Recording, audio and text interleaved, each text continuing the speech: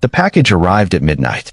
Isla Carter stood frozen in her apartment doorway, staring at the black velvet box sitting on her welcome mat. No delivery label, no return address, just her name written in gold script across the top. Her hands trembled as she picked it up. This was the 5th one this week. Inside, nestled against silk lining, lay a diamond bracelet that probably cost more than her entire year's rent. A small card read, "You deserve beautiful things." No signature. Never a signature. Isla's heart hammered against her ribs.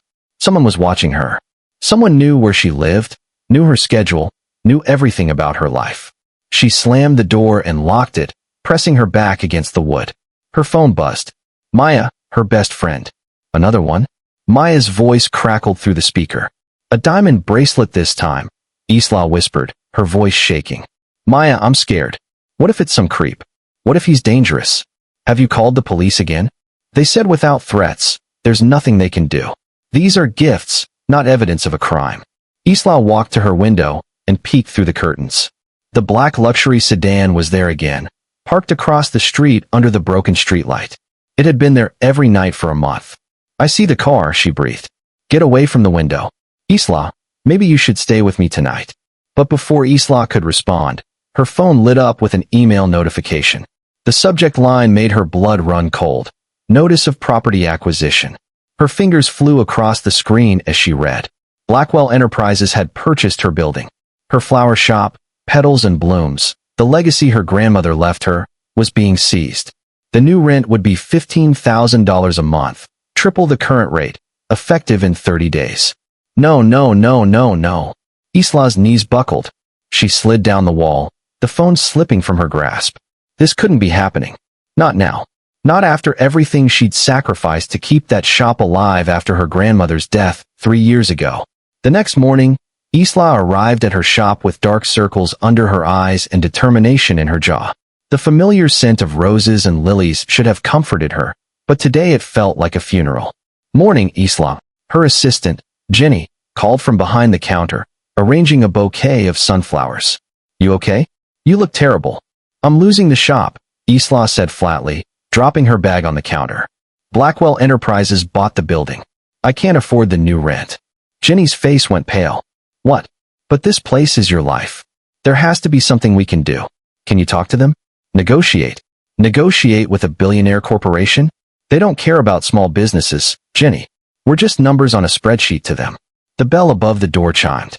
Isla looked up and her breath caught in her throat. A man stood in the doorway, and he was unlike anyone who had ever walked into her modest flower shop. Tall, easily over 6 feet, with dark hair swept back from a face that could have been carved from marble. His charcoal suit probably cost more than her car, but it was his eyes that held her captive, cold gray eyes that seemed to see straight through her soul. "Can I help you?" Isla managed, her professional mask sliding into place despite the way her heart was suddenly racing. "Isla Carter?" His voice was deep, smooth, commanding. "Yes, and you are?" "Adrian Blackwell." He moved further into the shop, his presence somehow making the space feel smaller. "I own this building now." Anger flared hot in Isla's chest, burning away her fear. "So you're the one putting me out of business. Come to gloat." "No." He stopped 3 feet away from her, his gaze intense and unwavering. "I came to make you an offer. I can't afford $15,000 a month. If that's your offer, you can leave now." "Not that kind of offer." Adrian reached into his jacket and pulled out a folded document. "I need a girlfriend for 6 months. In exchange, you keep your shop, rent-free, with a 10-year lease guarantee." Isla stared at him like he'd grown a second head. "Excuse me. You heard me correctly. 6 months as my girlfriend. Public appearances, family events, social obligations. In return, your business is secure." "Are you insane?" Isla laughed, but there was no humor in it. "I don't even know you. You can't just walk in here and propose some pretty woman arrangement like it's normal." Jenny had disappeared into the back room, giving them privacy, but Isla could feel her friend listening. Adrian's expression didn't change. "I'm perfectly sane, Miss Carter. This is a business transaction. You need your shop. I need someone I can trust at my side. It's mutually beneficial." "Trust? You don't know me either." "Actually, I do." Adrian's voice softened slightly, and something flickered in those cold eyes. "We've met before, Isla. 2 years ago. On the Jefferson Bridge. Isla's world tilted. The bridge. That night. The man standing on the railing, his face hidden in shadows, his voice broken and empty. She'd been walking home late from a vendor's market when she saw him. She'd talked to him for an hour, convinced him to step down, to give life another chance. She never saw his face clearly, never learned his name. That was you, she whispered. You saved my life that night. Adrian's mask cracked just enough for her to see the raw emotion beneath. You didn't know who I was. You didn't want anything from me. You just cared whether a stranger lived or died. That's why I trust you. Oh my God. Isla pressed her hand to her mouth. You're the one who's been sending the gifts. The car outside my apartment. You've been watching me. Protecting you, he corrected. Making sure you were safe. Making sure you were okay. That's not protection. That's stalking. Adrian's jaw tightened. I never meant to frighten you. I just needed to know you were all right. After what you did for me, I couldn't just forget you existed. So you've been spying on me for 2 years? Isla's voice rose, attracting curious glances from customers passing by the shop window. She lowered her tone to a harsh whisper. Do you have any idea how violated that makes me feel? I paid off your hospital bills when you had pneumonia last winter, Adrian said quietly. I had your car repaired when it broke down in August. I made sure your landlord fixed your heating before the first snow. Anonymous donations, always. I never wanted recognition. I just wanted you to be okay. Isla felt tears burning behind her eyes. The mysterious benefactor who had saved her from crushing debt, the anonymous Good Samaritan her landlord mentioned, it had all been him. A stranger she'd spoken to for 1 hour on a bridge 2 years ago. Why? She asked, her anger deflating into confusion. Why me? Why all of this? Adrian looked away for the first time, his composure cracking. Because in my entire life, you're the only person who ever saw me as worth saving. Not my money, not my name, just me. A broken man on a bridge who wanted to end it all. The vulnerability in his voice struck something deep in Isla's chest. She remembered that night so clearly. The way his hands had shaken on the railing. The desperation in his voice when he'd said he had nothing left to live for. She'd told him that every life had value, that tomorrow might be better, that someone somewhere needed him even if he couldn't see it yet. Your family, Isla said slowly, pieces clicking together. This girlfriend arrangement. What's really going on? Adrian's mask slammed back into place. My mother controls the board of directors. She's threatened to remove me as CEO unless I prove I can settle down, start a family, show stability. I have 6 months to present a serious relationship or I lose everything I've built. And you chose me because I'm nobody, Isla said bitterly. Some poor florist who won't cause problems. I chose you because you're the only person I've met in 10 years who didn't want something from me. Adrian shot back, his eyes blazing. Everyone in my world has an agenda. Everyone wants money or connections or power. You wanted nothing. You just wanted me to live. Isla wrapped her arms around herself, feeling suddenly cold despite the warm shop. I can't do this. Find someone else. There is no one else. Adrian stepped closer, and Isla caught the scent of expensive cologne and something else, something darker and more desperate. Please, Isla. 6 months. I'll give you anything you want. Name your price. I don't want your money. Then what do you want? He demanded, frustration bleeding into his voice. Tell me what it takes, and I'll make it happen. I want you to leave me alone. Isla's voice cracked. I want to run my shop in peace. I want to stop finding creepy gifts on my doorstep. I want the stranger in the car outside my apartment to disappear. I want my normal life back. Your normal life is gone the moment I bought this building, Adrian said, and there was no cruelty in his tone, just cold facts. Without my offer, you lose this shop in 30 days.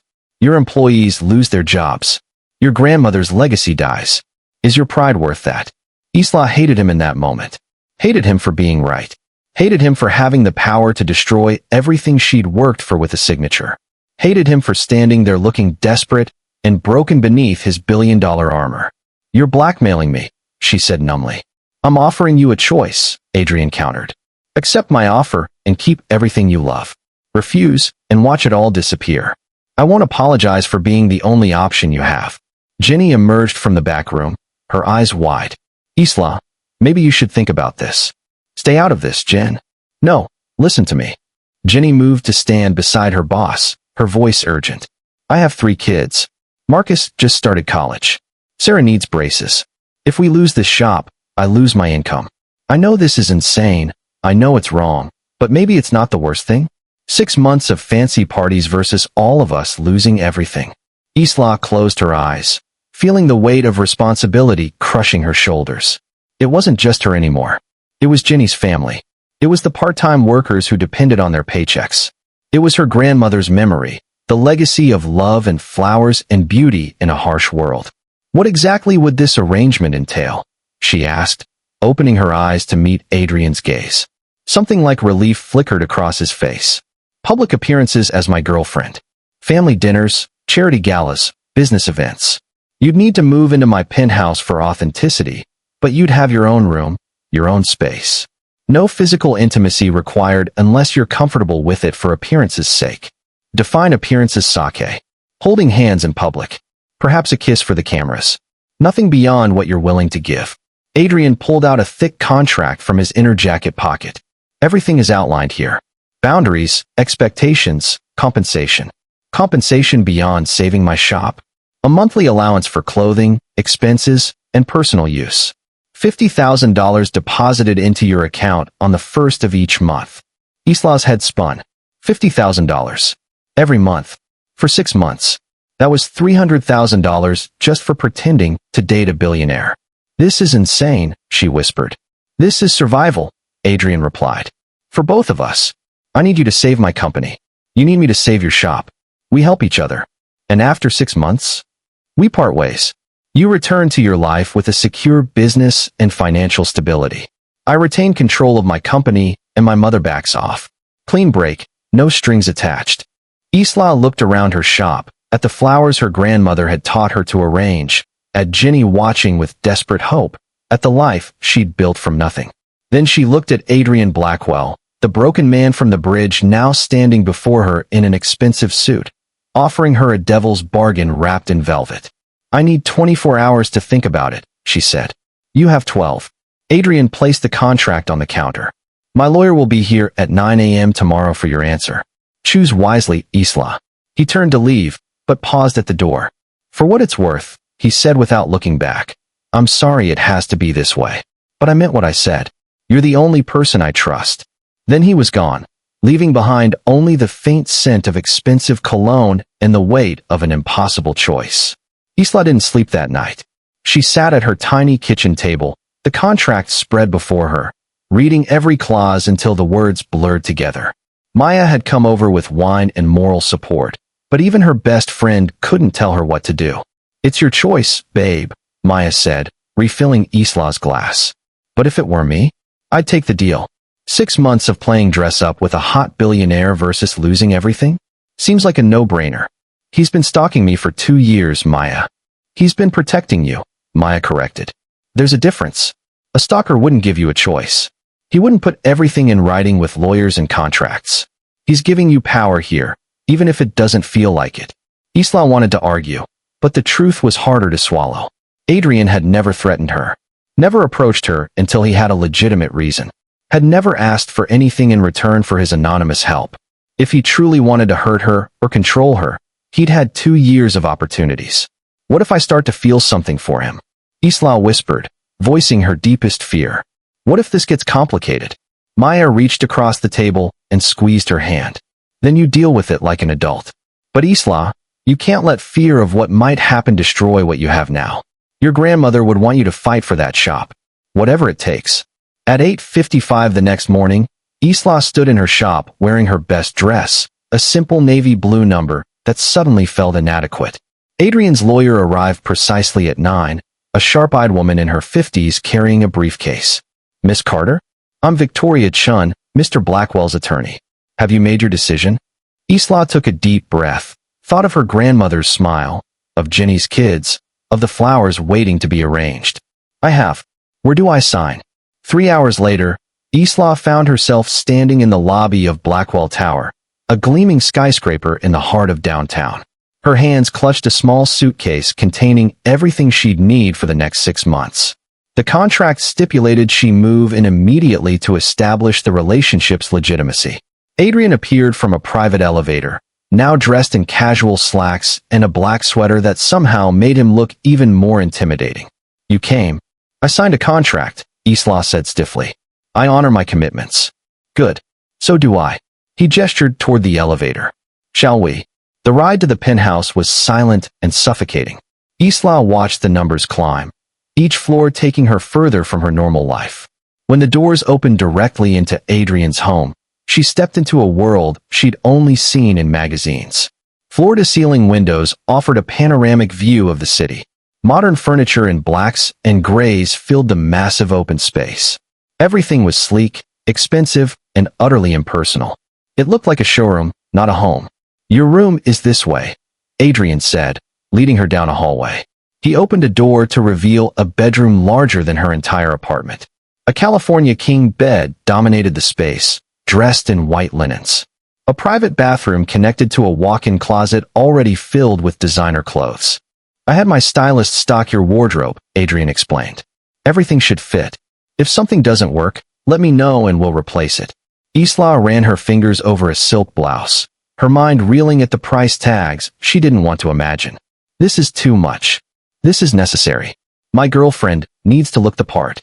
Adrian leaned against the doorframe, watching her. We have our first event tomorrow night. A charity gala at the Rosewood Hotel. Black tie. My mother will be there. Isla's stomach dropped. Tomorrow? That's not enough time to prepare. You'll be fine. Just stay close to me, smile, and let me do the talking. Eleanor Blackwell is a viper, but she won't strike in public. Not on the first meeting. You call your own mother a viper? Adrian's expression darkened. You'll understand soon enough. She's the reason I was on that bridge, Isla. The reason I wanted to end it all. She spent my entire life telling me I'm not good enough, that I'll never measure up to my father's legacy. This girlfriend requirement? It's just another way for her to control me. The pain in his voice was raw and real. Isla set down the blouse and turned to face him fully. Adrian, why don't you just walk away? You have money, resources, freedom. Why let her control you? Because Blackwell Enterprises employs 15,000 people, he said quietly. 15,000 families who depend on their paychecks to survive. If my mother takes over, she'll gut the company, sell it off in pieces, and destroy everything my father built. I can't let that happen. I won't. Isla saw then what she'd missed before. Adrian wasn't fighting for power or pride. He was fighting to protect people who couldn't protect themselves.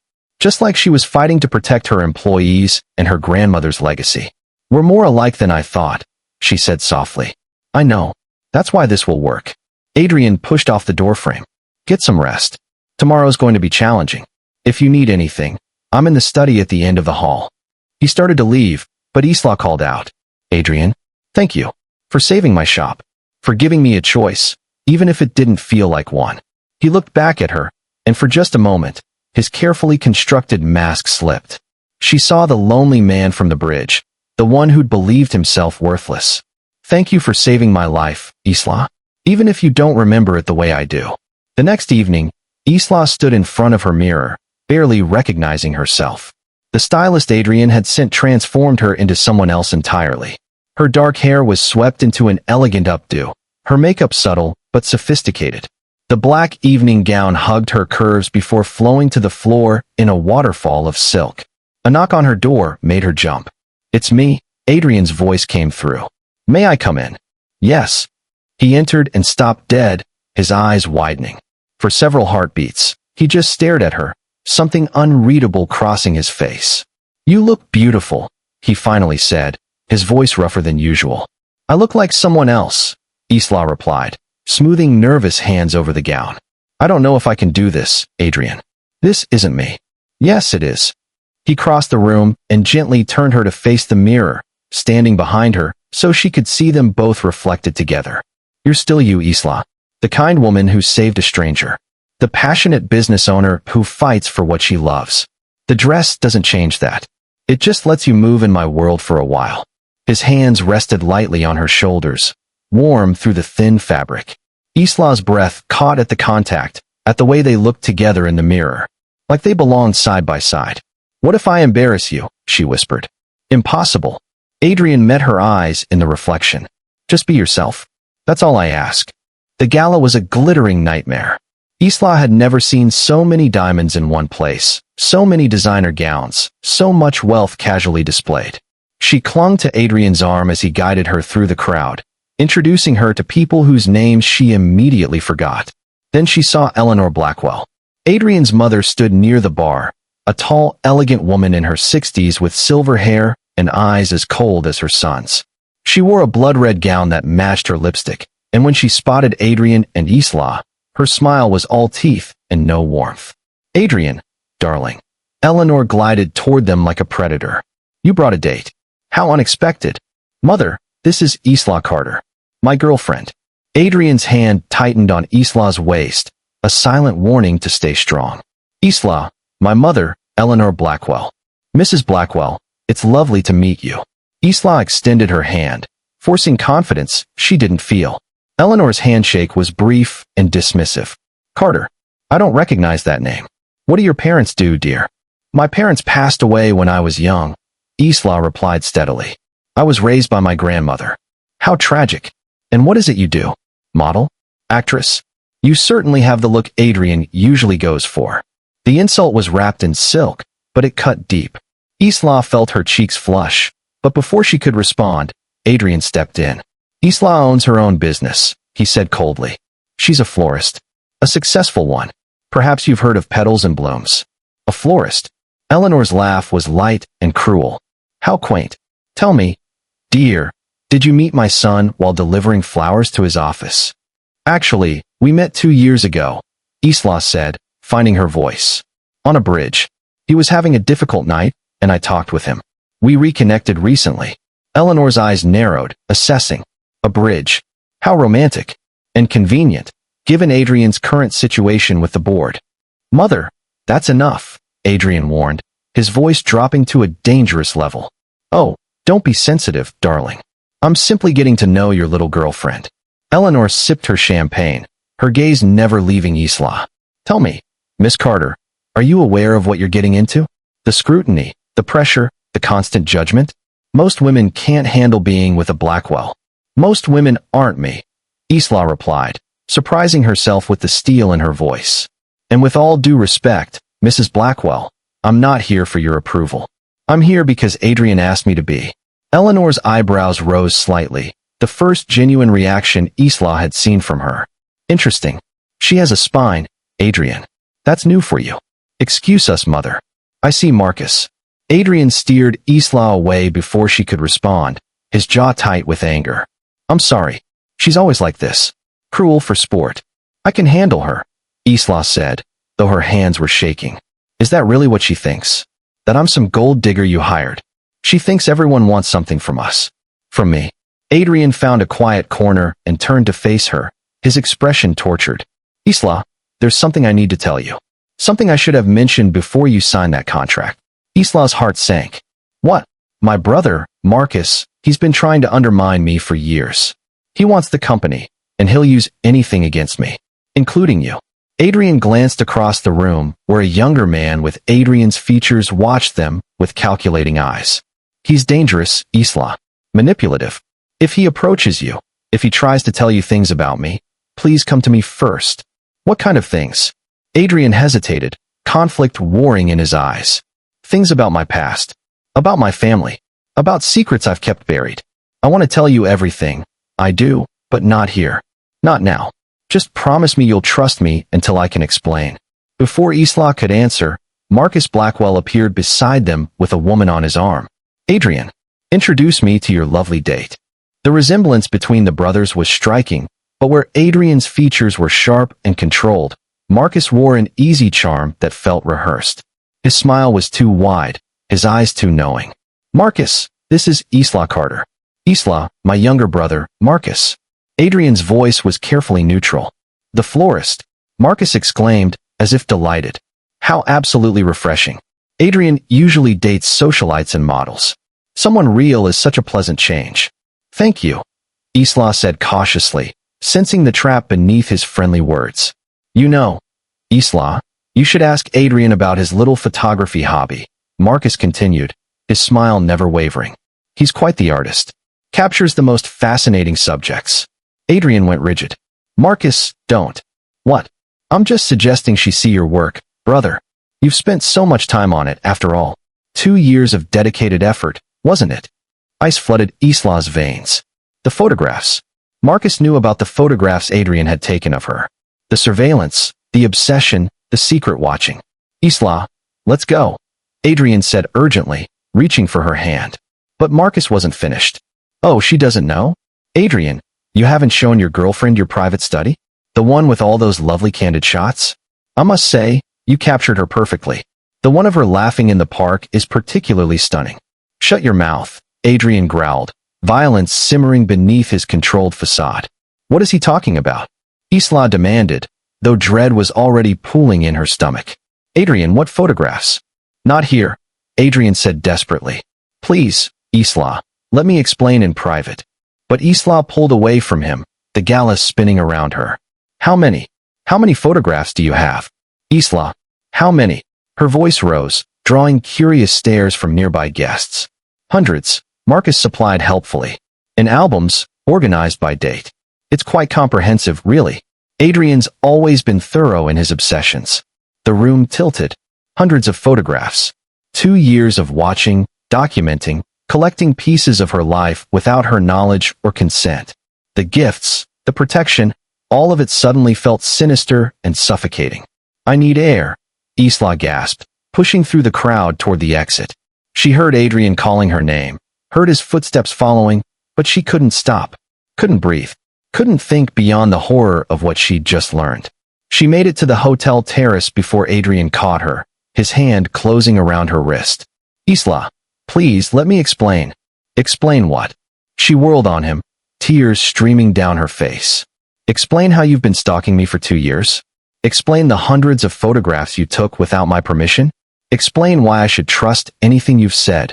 I never meant to hurt you, Adrian said, his own eyes bright with emotion. After that night on the bridge, you became my reason to keep living. I needed to know you were okay, that you were happy. It started innocent, just checking on you from afar. But then I saw you smile, saw you living this beautiful life, and I couldn't look away.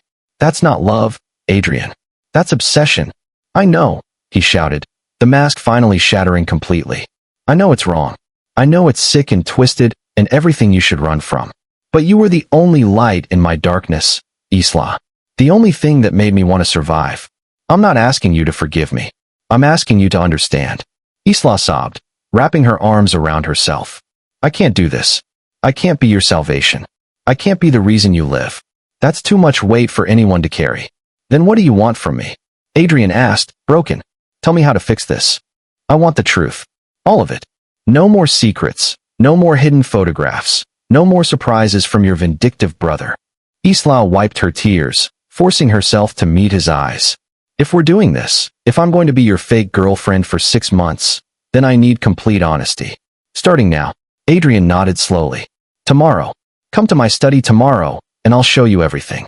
Every photograph, every file, every piece of information I've collected. No more hiding. And if I can't handle it, if I walk away, then I'll let you go, Adrian promised. I'll keep my word about the shop, about the lease. You'll be free of me forever. But please, Isla, just give me one chance to show you that I'm more than my mistakes. Isla wanted to run, wanted to grab her suitcase and flee back to her simple life, where billionaires and their dark obsessions didn't exist. But she thought of Jenny's kids, of her grandmother's legacy, of the broken man on the bridge who had trusted her with his life. One chance, she whispered. But Adrian, if there are any more secrets, if Marcus knows anything else you haven't told me, we're done. Contract or no contract. I understand. Adrian reached out slowly, giving her time to pull away, and gently wiped a tear from her cheek. I'm sorry, Isla. For everything. The next morning, Isla stood outside Adrian's study, her hand hovering over the door handle. Behind this door lay the truth of his obsession, the physical evidence of 2 years of watching her live her life. Part of her didn't want to know, didn't want to see how deep his fixation went. But she needed to know, needed to understand what she was truly dealing with. She opened the door. The study was exactly as Marcus described. Photographs covered an entire wall, organized chronologically from 2 years ago to present day. Isla walking to work. Isla laughing with Maya. Isla arranging flowers in her shop. Isla sitting in the park reading a book. Hundreds of moments she'd never known were being captured, cataloged, treasured. And beneath the photographs, files, medical records, financial statements, background checks on everyone in her life. Adrian hadn't just watched her. He'd researched every aspect of her existence. I told you it was bad. Adrian's voice came from behind her. He stood in the doorway, his face pale but resolved. This is who I am, Isla. A man so broken that he turned protecting you into an obsession. I won't make excuses. Isla moved closer to the wall, studying the photographs. In some, she looked happy. In others, tired or sad or lost in thought. Seeing herself through Adrian's eyes was surreal and violating and strangely intimate. Then she saw it. A photograph different from the rest, tucked in the corner. Not of her, but of Adrian himself on the bridge that night, taken from a distance. A broken man on a railing, and a woman's hand reaching toward him. You photographed that night? She asked. My security detail took it, Adrian admitted. They followed me that night, worried. They captured the moment you saved me. That's the only photograph I have from before I knew your name. Isla reached out and touched the image, remembering the desperation in his voice, the way his hands had shaken. What would you have done if I hadn't been there? Jumped, Adrian said simply. I had nothing left. Nothing worth staying for. And now, he was quiet for a long moment. Now I have you. Even if it's fake. Even if it's temporary. For 6 months, I have a reason to wake up and try. Isla turned to face him, understanding crystallizing. This wasn't about control or possession. This was about a man clinging to the only person who'd ever made him feel human. It was unhealthy and twisted, but it came from a place of such profound loneliness that her heart ached for him. If we're going to do this, she said carefully, you need to take these down. All of them. Delete the files. Let me be a real person in your life, not some photograph you worship from afar. Isla, I'm serious, Adrian. I can't be here, can't do this, if I'm living in a shrine to your obsession. You said you want me to trust you? Then prove you can let go. She watched him war with himself, saw the panic at the thought of losing these pieces of her he'd collected. But slowly, deliberately, Adrian walked to the wall and began removing photographs. Help me, he said quietly. I don't think I can do this alone. Isla joined him, and together they dismantled his obsession one photograph at a time. It felt like an exorcism, a purging of sickness. With each image removed, Adrian seemed to breathe a little easier, the burden lifting from his shoulders. When the wall was bare, Adrian gathered the photographs and fed them into a shredder. The mechanical were filled the silence as 2 years of watching turned to confetti. The files too, Isla said gently. Adrian hesitated at his computer, his finger hovering over the delete button. If I do this, if I erase everything, I won't know if you're safe anymore. You'll know because I'll tell you, Isla promised. That's how real relationships work, Adrian. Communication, not surveillance. He hit delete, and years of collected data vanished. When it was done, Adrian sank into his desk chair, looking lost and vulnerable. What now, he asked. Isla knelt beside him, taking his hands in hers. Now we start over. Not as stalker and victim. Not as billionaire and florist. Just as two people trying to help each other survive the next 6 months. Can you really forgive this? Adrian searched her face. Can you look at me and not see a monster? I see a man who was drowning and grabbed onto the first life preserver he found, Isla said. You held on too tight, Adrian. You need to learn to trust that I won't disappear if you let go. Tears slid down Adrian's face, the first she'd ever seen from him. I'm so tired of being alone. Then don't be. Isla squeezed his hands. For the next 6 months, you don't have to be alone. I'm here. Not because of a contract or because of my shop, but because somewhere beneath all this darkness, I think there's a good man worth knowing. Adrian pulled her close, holding her like she was the only thing keeping him from drowning. Isla wrapped her arms around him and held on. Two broken people, finding unexpected comfort in each other's brokenness. Maybe this arrangement could work. Maybe fake could become something real. Or maybe they were both fooling themselves, two damaged souls playing it normal. But for now, in this moment, Isla chose to believe in second chances. For her shop, for Adrian's life, for the possibility that love could grow from the strangest beginnings. Thank you, Adrian whispered against her hair. For not running. For staying. For giving me a chance I don't deserve.